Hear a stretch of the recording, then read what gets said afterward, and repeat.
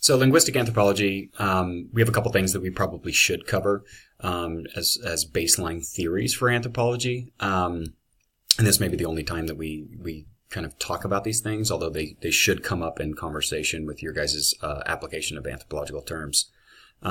Descriptive linguistics is exactly what it's talking about. Clifford Geertz, a famous symbolic interpretist anthropologist, talked about cultural anthropology is the way that he described it was what he called thick description. And that's what this would be. Describing every detail of culture down to the minutia. And that's a lot of times linguistics, that's what they have to do. They break down language from syntax to phonemes to everything else, grammar, lexicon.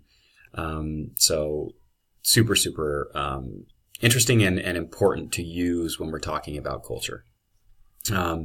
Evolutionary and historic linguistics, again, this kind of goes back to the idea that linguistics may, be viewed as a evolutionary staged part of evolution, right? Early anthropologists would have said that linguistics ultimately evolved to phonemic alphabets that are able to be written down. Okay. However, Chinese is still symbols and works fine for them. So again, in terms of a cultural relativistic point of view, we would say that evolutionarily, you do not have to become a phonemic alphabet in order to be, ideal or the next stage of human evolution. Sociolinguistics and Sapir-Whorf hypothesis are two very, very important concepts. Sociolinguistics is the idea that culture changes language, and the easiest example that we can give here for this is slang, right? So when culture comes up with something new, usually in our day and age, it's technology these days, right? So technology-wise, we even have things like emojis, right? This is a term that sociolinguistics has had to develop in response to culture changing language. Sapir-Whorf hypothesis is basically the opposite of that, and that is the idea that you, as an individual, as a member of a culture, think according to your language. The example that we use here is in classic Japanese, prior to a lot of European contact, they did not have the word for romantic love. The closest thing they have to it is obligation and duty. So again, if you do not have the term that then we conceptualize of what does that mean in your vocabulary, you are not able to think in those terms. This is the power of language, really, right? This is, you can see this in children, right? They don't understand the meanings of a lot of words, so they actually can't think in those terms. Space and time are perfect examples of this. A half an hour to a 4-year-old means nothing. Okay? As we get older, we're able to time out a half an hour just on our daily cadence. So again, Sapir-Whorf is very, very important in terms of looking at language determining thought and ultimately cultural behavior. Okay? Nonverbal language, we talk about kinesics. This is AKA body language. This is people's movement of hands, eye contact, all of those things. And to be honest, this and the next one are the issues with teaching an online class. Nonverbal language, right? Even though we're using verbal and it's in print, there are the kinesics body language piece of that helps to form true culture when we're interacting on a physical level, time in, are not possible in an online course. If I required you all to take video footage and respond in that way in terms of our discussion board topic, I'm kind of believing that this is the future of online courses. I don't think that we're going to be able to maintain this text-driven coursework forever. I'm seeing that more and more people want a face-to-face contact now that they've done online courses. I love online courses, but again, I get to record at least, my background and whatnot. I would appreciate it as a cultural anthropologist to have everybody be able to do that. It's kind of hard to imitate. Proxemics is the study of space. So we're talking about human spacing. This is, you go to New York City, you're on the subway, spacing changes from being rural California, right? You expect space to exist, our human bubble to a certain degree, and then when you go to different locations, those things change. These are cultural. When I lived in Korea, space did not mean anything. And again, I lived in Seoul, 23 million people. But space was out of the conversation. You could expect to get elbowed by a ajumma, aka grandmother figure in Korea, when you're at the grocery store, and it's just part of the game. It's part of the cultural game. It's part of the thing. It's a norm. But for outsiders, foreigners, this was hard for them to swallow. Lastly, we're looking at cultural anthropology. I like Edward Burnett Tyler's definition here. Culture is that complex whole, which includes knowledge, beliefs, arts, morals, laws, customs, and other capabilities and habits acquired by a human as a member of society. Basically covers everything. Now, the definition of culture is shaped by the subject at hand, so people use culture in different ways all the time as it's needed, right? Culture has kind of been co-opted to be used in different ways for different means. And usually this is kind of a political thing. It can be used as culture wars in terms of cultural revolution. There's all kinds of terminology associated with it, and positive and negative. It gets co-opted and isn't used correctly all the time. And again, this is to reiterate, humans have been using informally cultural anthropology since the beginning of our species' existence, and even prior to that.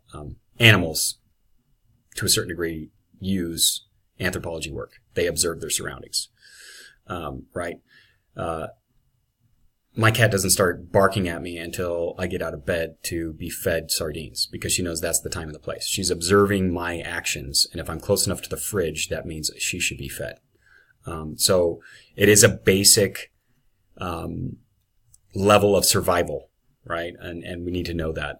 Anthropology goes further in terms of tying it into theories and methodology, and brings it to a more social science level, and gives it some real kind of credence, I think, in the modern day. But on its basic level, it is observation and analysis. And really, we're also looking at, and what we need to maintain is the idea of the interaction or the feedback loop between environment, biology, and culture, and it's constant. Okay. One of the examples I like to give with this feedback loop, the simple one, is that rattlesnakes in various locations are starting to not rattle, and that is because they realize that if they rattle, they will be killed. So as a species, they have, and again, is this because we're killing off the ones that do rattle and the other ones don't, so that they're surviving, the natural selection idea? Or is it that there's somehow some kind of nurturing effect of rattlesnakes passing this down? We're not really going to find that out until we do more extensive studies. But this is a biological, cultural, environmental part of the feedback loop. All right. In terms of topics in cultural anthropology, these are a various list, but these come up a lot.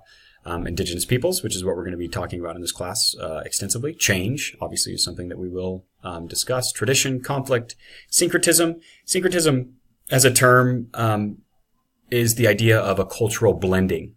It's not necessarily a negative thing.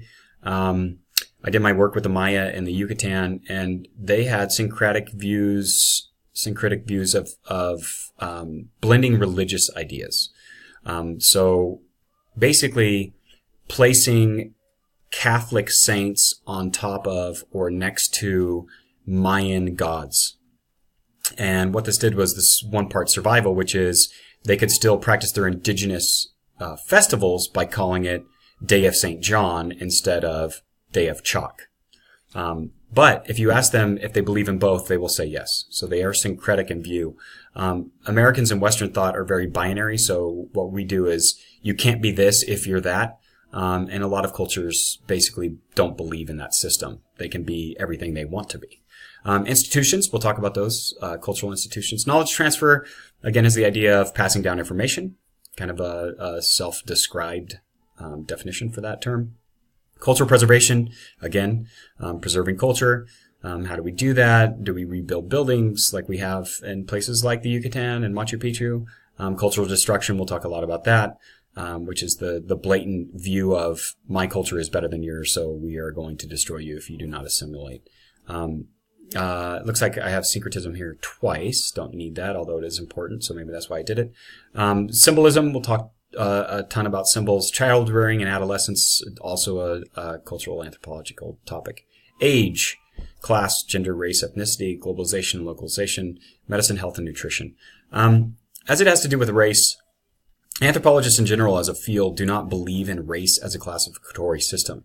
Race is a cultural construct. Most cultures and nations do not believe in race. They don't occupy in those terminology. They don't define themselves as colors. And it's because defining individuals as colors is as basic as a 5-year-old saying, "Mommy, why is that person that color?" It's basically us hanging on to these divisions, very simplistic divisions. If we go deeper into DNA, race is not a biological, there's no magnitude of variation with race. It's very small. You from your grandmother could be just as different as a racial variation. So it just does not make sense for us. In anthropology, we use what's called clines, and clines are environments determining basically phenotypes of individuals in a specific species. In this subject, it's Homo sapiens. Basically this, if you live closer to the equator or you are from a culture group from closer to the equator, your skin is going to be darker. If you are further away from the equator, your skin is going to be lighter in order to take in vitamin D. Now, this has a lot to do with nutrition as well. So this is not totally determined on just the sun. It has to do with nutrition. Some plant sources have vitamin D in them, and they don't necessarily, then people don't necessarily lose their skin color associated because they don't actually need the vitamin D replacement because they're getting it through their diet. The Arctic peoples, the Inuits and Eskimos, are darker people, and this is because they get vitamin D in their food sources.